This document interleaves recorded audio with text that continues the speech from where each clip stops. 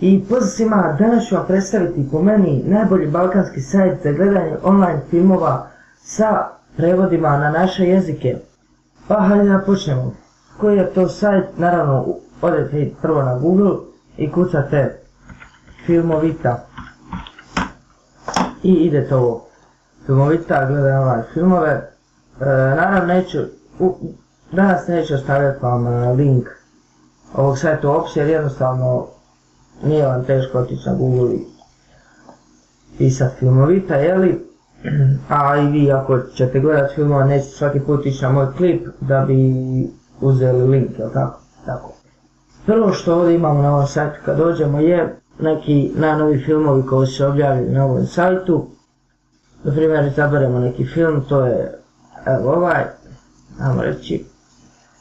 Prvo što imamo kao neki trailer ovog filma u tekstualnom obliku, kako bi rekao, onda imamo originalno ime ovog filma, titlovi su na hrvatskom, srpskom i bosanskom, evo jezik to nije bitno, i ako želite gledati neki film morate sačekati 2 minute da se on uključa za svaki film.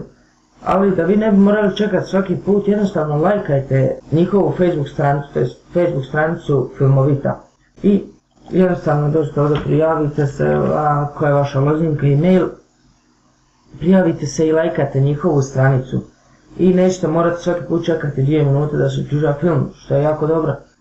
Drugo, ajde da se vratimo na naslovnu stranicu.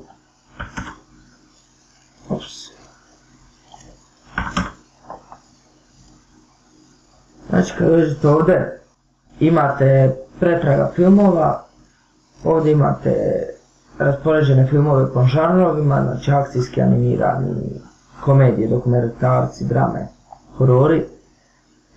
Ako morate naći neki film, jednostavno idete CTRL-F i ovdje vam se otvori mali prozorčić koja vi pišete originalno ime tog filma, na primjer to je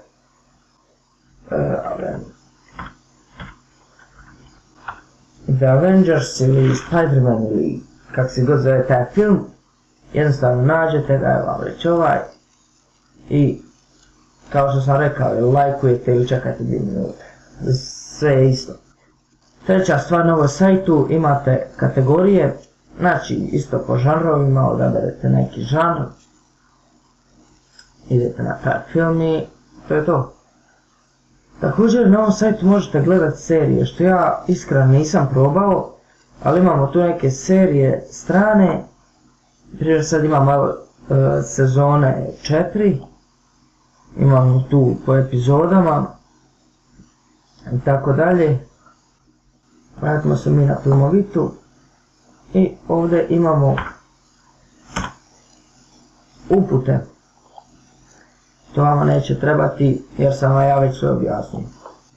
I eto, to je to što se tiče ovog tutoriala. Ovo je jedan jako dobar sajt koji se meni lično sviđa. Ne treba vam nikakvi dodaci da bi gledali filmove. Sam sam htio da vam predstavim ovaj sajt. Hvala što ste gledali ovaj video, nadam se da ste uživali. Ćao!